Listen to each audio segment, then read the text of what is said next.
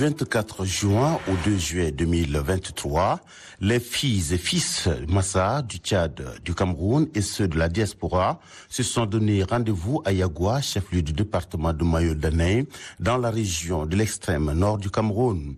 Objectif, célébrer dans la fraternité la fierté de l'homme Massa. Eh bien, les petits plats ont été mis dans les grands pour rendre belle cette 9e édition du Festival des Arts et de la Culture Massa. Rien n'a été laissé de côté pour réussir ce challenge qui passe désormais de la promotion de la culture et des valeurs ancestrales au défi du développement. Les rideaux étant tirés sur cette édition, les yeux sont désormais rivés sur Bangor qui abritera en 2025 la 10e édition dont l'organisation est confiée à l'équipe de Routoan Mohamed Nonga Christian. Il n'y a plus de temps à perdre vu l'ampleur des défis à relever. À peine revenu à Bangor, Christian envoie des émissaires dans le casier A et B, respectivement de Biliam aussi et de Bangor, pour constater de visu l'état de ces deux greniers pourvoyeurs de l'or blanc dans le Mayo-Kébi Est. La réussite du projet hydro-agricole, l'un des projets phares de la 10e édition, doit commencer par là. La réussite de ce gigantesque projet, c'est aussi la réhabilitation de la digue qui a cédé l'année dernière, causant d'énormes dégâts aussi bien en perte de vies humaines que matérielles dans les 5 cantons, à savoir le canton Telmé, le canton Fressou, le canton Koumi, le canton Magao et une partie du canton de Bangor. Les victimes se rappellent encore de ce drame comme si c'était hier. Comme vous voyez ici, les planches que vous voyez là-bas présentement, ce ne sont pas des planches habituellement fabriquées avec les ponts. C'est un pont colonial. Et vous voyez, c'est la première partie, et c'était vers le mois de septembre que l'eau commençait à nous dépasser. Et elle a cédé. Et vous voyez, ces planches-là, c'est l'effort de la population. Et entre-temps, quand on est allé à Bangor chercher ces planches, comme les planches ne sont pas ici, on a laissé nos enfants dans l'eau. Les poulets, tout a été évacué déjà par l'eau. Et avec l'effort de la population, les femmes, les enfants, les vieillards, tout ça, nous sommes arrivés à colmater. C'est le début, le 16 septembre. Mais nous avons lutté avec l'eau jusqu'à le 4 octobre où l'eau nous a dépassé suite à un vent violent qui est arrivé vers 1h du matin, où les gens dormaient. Et tout le monde ne pouvait pas sortir sous cet effet-là. Et malgré tout, nous, on a passé la nuit à lutter avec. On maîtrisait la terre pour maîtriser, mais ça ne tenait pas. Et d'où c'est ce que vous voyez aujourd'hui, le 4 octobre. Le 4 octobre, où l'eau nous a dépassés. Et cette eau qui est sortie d'ici, elle a envahi 5 cantons, c'est-à-dire le canton Télémé, le canton Magao, le canton Toura, le canton Koumi et une partie de Bangor. Et le seul canton Télémé a perdu en vies humaines 6 personnes, 5 suites de noyades et une fille suite de morsures de serpent. Et nous n'avons pas de biens matériels. Tout est envahi par l'eau. Les enfants, les femmes, nous étions obligés de fuir parce qu'on ne pouvait pas tenir. Et maintenant, derrière ça, vous voyez, tout est du champ. Et c'était du riz, arrivé à la maturité. Et en octobre, c'est déjà la récolte qui commence. Mais tout a été englouti par l'eau.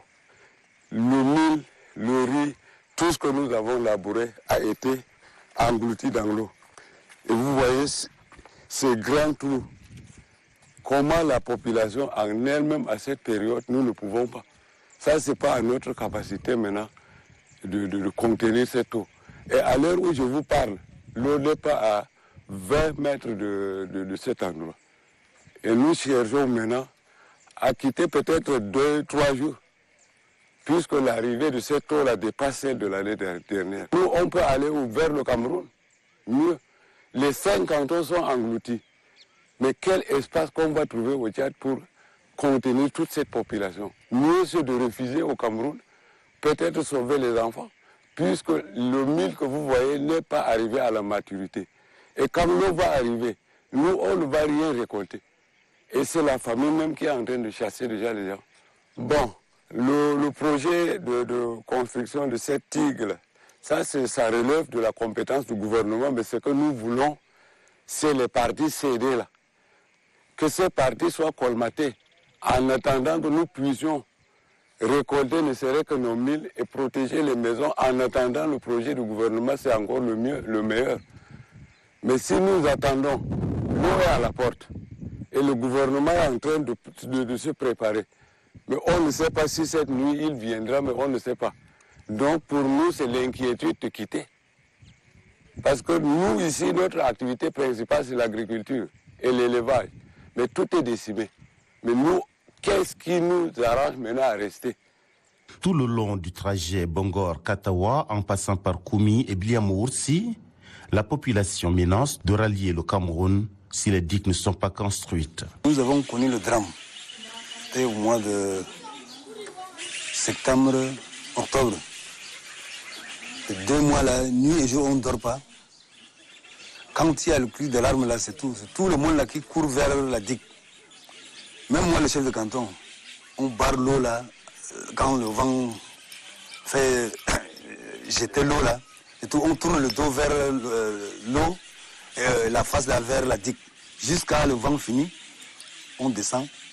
Et la partie qui cède un peu là, nous, on ferme ça. Jusqu'à les 2 mois, on ne dormait pas la nuit. Vous croyez peut-être que le gouvernement viendra nous construire les parties un peu cédées là. Il viendra nous construire, mais jusqu'à présent, nous attendons, mais vraiment, nos gens là veulent quitter même le Tchad. L'homme, le cultivateur là, s'il n'y a rien là, il ne peut pas rester attendre. Peut-être nous, les autorités, on ne peut pas quitter, mais surtout les paysans là. Il y a d'autres là qui ont fait, dès l'inondation là, ils ont parti au Cameroun, restés là au Cameroun, sur la digue du Cameroun. Et faire les bases, ils sont restés. Mais pour cette fois-ci, les gens veulent là, quitter tous, laisser le Tchad la vide. Il faudrait que le président et le premier ministre là doivent prendre le problème là en main, sinon ça ne va pas. Le sous-préfet par intérim de Biliamoursi, témoin direct de cette situation, lance un vibrant cri d'alarme aux autorités de transition, aux partenaires et aux personnes de bonne volonté pour qu'une intervention urgente soit faite de peur que cette partie importante du pays soit vidée de ses habitants. La population était sortie, c'est ainsi qu'on a pu contrecarrer la digue. Mais pour cette année, comme ça s'annonce, c'est un peu difficile parce que l'année passée, même avec les sacs, l'eau était à plat, même niveau que les sacs où les gens ont mis pour la bréchelle.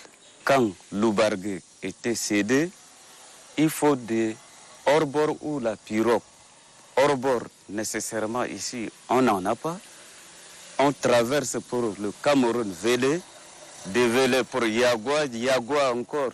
Il faut traverser encore le fleuve, finalement pour évacuer les patients, les enfants, meurent en route. Pas seulement les enfants, mais tous ceux qui sont référés pour Bongo meurent au cours de route parce que la distance, c'est très difficile d'atteindre le centre. Quand il y a inondation et il y a l'épidémie. Parce qu'on vit avec les ordures. C'est là où c'était difficile. Les conséquences des inondations sont encore visibles et impactent sur les décisions des agriculteurs. À cela s'ajoute la mauvaise qualité des infrastructures de drainage des eaux dans les périmètres irrigués de Biliamoursi. Nous avons bénéficié de la construction de la digue depuis les années 1950. Et en 1961 maintenant, on a installé la culture du riz. Et chacun avait un demi-hectare. Et c'est ça qu'on exploitait depuis les parents. Et jusqu'à aujourd'hui, c'est ce qu'on a hérité. Et aujourd'hui, comme la population grandit, les gens sont allés jusqu'à exploiter les hors casiers. Mais sinon, s'il faut parler de casier A, ça regroupe 3 groupes. Il y a groupe A à Blemoursi, groupe B à Boudan, le 3e groupe C, on appelle ça la zone Bega. Donc ça fait partie de Malam Sadi jusqu'à Morodi. Donc pour le moment, les gens étaient en train de travailler comme les digues construites depuis 1961 là, étaient déjà détruites. Et récemment, il y a de cela 2-3 ans, il y a d'autres projets qui est arrivé. C'était le gouvernement qui a initié ça pour reprendre, réaménager le casier. Malheureusement, quand ils sont venus, la population avait des soucis avec eux. À chaque fois, c'est des bruits, puisque le travail qu'on fait ne répond pas aux critères exacts d'un travail fait. Et vous avez constaté quelquefois les canaux sont en profondeur et on met les ponts superficiellement et il n'y a pas de contact entre l'eau du canal et les ponts qu'ils ont construits. Donc en ce moment, les gens ont cette difficulté-là, les passages d'eau là, ne sont pas respectés. Donc quand on fait le travail, quelquefois, s'il n'y a pas l'eau de pluie, c'est fini. On n'arrive pas à un bon résultat. En ce moment, c'est le rendement qu'on avait avant, on n'arrive pas à trouver. Donc c'est une grande difficulté pour la zone. Sinon, c'est une grande zone. On appelait auparavant, quand on produisait les produits ici, il y avait une variété appelée Bantoupala. C'était dans un carton, Mad et Inchat. C'était bien, mais jusque-là, même toujours, quand il y a une bonne production, ce n'est pas seulement la population locale qui consomme. Ça peut habiter Bongor, N'Djamena, et ça part vers le Cameroun. Mais la production récente, là, depuis le réaménagement de Kazé, la production est médiocre. Ça ne marche pas.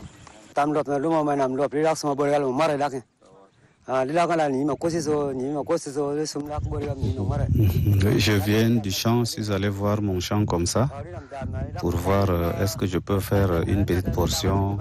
Sinon, nous avons la peur des eaux, puisque la digue n'est pas construite. Les gens n'ont pas le courage de travailler. On a peur que si on met des dépenses, on n'a pas de ressources. Si on dépense encore que la digue cède là, ça va être difficile pour nous. Donc on essaie d'aller au champ, mais on n'a pas la volonté de travailler à cause des inondations. Et ici également, auparavant, il y avait les passages des eaux. Les gens sont venus nous arranger certains trucs, mais ils ont élevé les ponts et autres. L'eau ne circule pas comme avant. Les traces d'eau là ne sont pas comme avant. Donc mais beaucoup plus, c'est la peur, c'est l'inondation. Les gens ont peur que la digue va céder.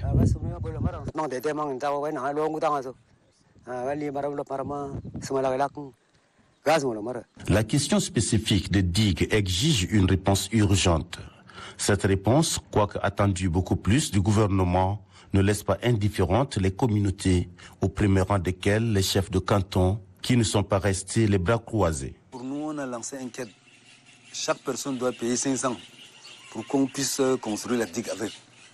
Ça ne suffit pas, mais c'est pour nous aider à travailler, même acheter des pelles, des berouettes. Avec ça, c'est ça qu'on a demandé. Pour nous, c'est pour acheter les sacs. Et vous voyez, avec la famine cette année-là, c'est pour acheter même les arachides pour que les gens puissent manger. Tu travailles avec le ventre que là, tu ne peux pas. S'il y a même l'arachide, tu manges là, tu auras un peu la force pour travailler. Comme l'année passée, c'est nos élites qui nous ont beaucoup aidés. Une personne peut nous donner 1000 sacs. Même le Premier ministre là, nous a donné au moins 8000 sacs.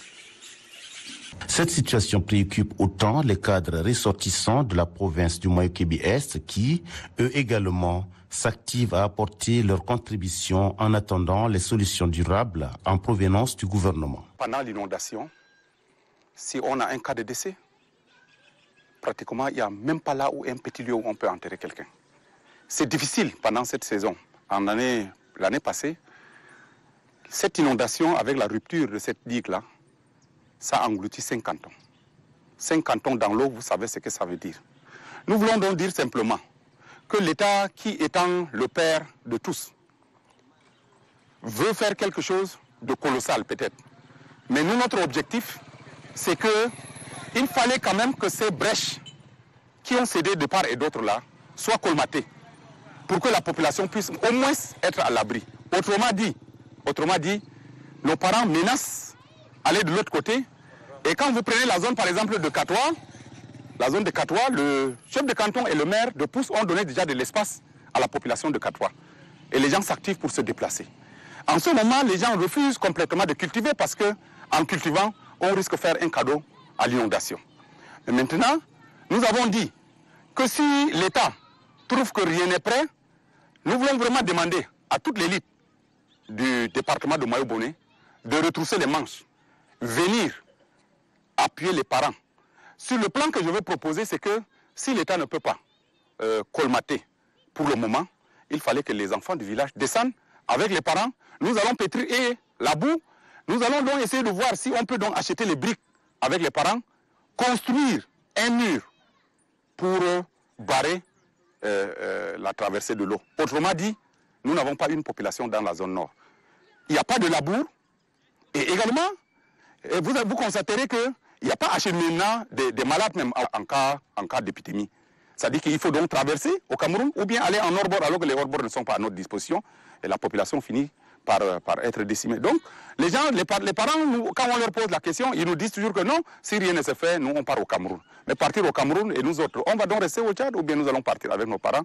C'est ça le cri que nous voulons donc lancer au gouvernement d'abord en premier, à l'élite appartenant au département de Mayo-Bonnet, de ne pas prendre cette situation à la légère parce que nos parents sont des milliers, parce que nous, le département, la zone nord, est à presque 65% de l'électorat du Mayo-Bonnet. Donc nous lançons un cri. Si rien ne se fait, nous pensons que dans les jours qui suivent là, que tout le monde descende pour qu'on puisse ne reste que construire les parties qui ont cédé. La population est effectivement traumatisée. Parce que jusqu'à là, si vous voyez par exemple à partir de Bongor, en menant vers Djarabou, il n'y a même pas un tracteur dans le champ pour essayer de travailler. C'est parce que les digues ont cédé. Si les gens travaillent, ce serait donner tous les efforts à l'eau seulement. Donc personne ne veut oser faire quelque chose. Sinon, je vous rassure qu'à partir d'ici, jusqu'à Katoa Gamsaï, les gens disent que non, eux, ils veulent traverser parce qu'ils ne peuvent pas. Parce que jusqu'à là, eux, ils pensent que le gouvernement ne fait rien pour eux. Parce que si les gens faisaient quelque chose pour eux, et cette digue-là devait être arrangée. Même si on n'arrangeait pas la totalité, là où les digues ont cédé, c'était vraiment une urgence que les gens fassent quelque chose de manière à mettre cette population à l'abri. Mais si jusqu'à là rien n'est fait, ça veut dire que c'est un cri de détresse. Heureusement que vous êtes sur le terrain, vos voix portent plus loin que nous autres. Et nous demandons sérieusement à ce que les bonnes volontés et que le gouvernement surtout s'assume. Il y a des choses qui sont urgentes et il y a des choses aussi qui peuvent attendre. Même une année, on peut le faire. Mais là, pratiquement, on ne peut pas attendre une année avec des gens dans l'eau et pour dire qu'on va le faire prochainement. Donc là, vraiment, nous voulons que ces choses-là se réalisent pour mettre nos communautés à l'abri des désastres. La construction de la digue est, pour l'instant, le seul moyen de retenir la population laborieuse de ces 5 cantons, mais aussi pour booster la productivité dans les 2 secteurs agricoles, les casiers A de Biliam Oursi et B de Bongor. C'est à cela que travaillent désormais les organisateurs de la 10e édition de Tokna Massana. Nous avons tous vécu en 2022 une crise humanitaire qu'on peut décrire comme telle avec l'inondation, qui est en réalité due au changement ou encore aux excès climatiques, mais il est de devoir de l'homme de pouvoir prévenir. En tant ce grenier, comme vous l'avez si bien dit, était important pour même la sécurité alimentaire du pays. Depuis un certain temps, le casier A et B font face à beaucoup de difficultés, notamment les digues qui cèdent de part et d'autre. Il y a également la vétusté des équipements ou encore la sécession même d'approvisionnement en engrais, tout simplement. Ce qui pousse notamment ou qui engendre en réalité une crise humanitaire qui provoque dans la pauvreté généralisée dans cette zone-là. Parce que les habitants très attachés à cette zone-là n'ont peut-être pas prévu ces aléas.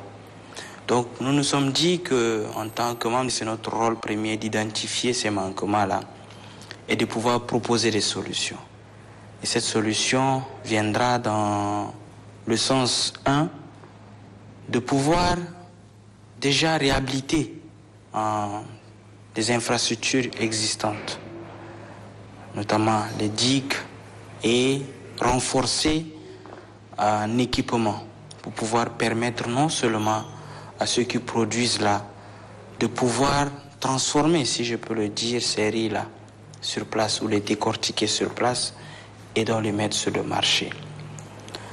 Accompagner ces riziculteurs à pouvoir être autonomes dans leur culture. Mais au-delà de ça, donner accès aux plus jeunes à la terre, mais aux opportunités d'autonomisation. Donc, de manière globale, c'est ce à quoi ce projet va s'atteler. Mais à court terme, et ce qui urge, c'est bien évidemment la réhabilitation des digues qui ont relâché l'année passée. Parce que non seulement ces digues-là constituent, si je peux le dire de manière assez crue, le malheur de la population de cette zone-là. Parce qu'elle ne peut plus compter sur la terre pour pouvoir survivre. Et là, c'est une situation assez catastrophique. Il faudrait en toute urgence réhabiliter la digue de Kazé à Bongor, mais également Kazé vers Biliamoursi et Katoua, qui veulent déjà, même en réalité, laisser leur terre pour chercher des refuges dans le Cameroun voisin. Le festival Tokan Massana a démontré que le peuple Massa vit dans la rive droite et gauche de la vallée du Logol. Nous estimons que le Kazé A et B peuvent ressembler à la Semri, qui en réalité a toute une chaîne allant de la production jusqu'à l'emballage, la commercialisation des produits ou du riz. Donc, nous estimons qu'il y a du potentiel et que nous ne devons pas rester donc à l'écart pour observer la population souffrir de ces aléas climatiques. Dans la mémoire collective des Tchadiens, il y a cette usine de décortiquage du riz de Biliam aussi qui faisait la fierté de l'Afrique centrale. L'usine est malheureusement tombée en panne depuis plusieurs décennies et la plupart de ses pièces importées. Sa réhabilitation pourrait relancer l'envie toujours croissante des producteurs du riz à renouer avec ce secteur vital.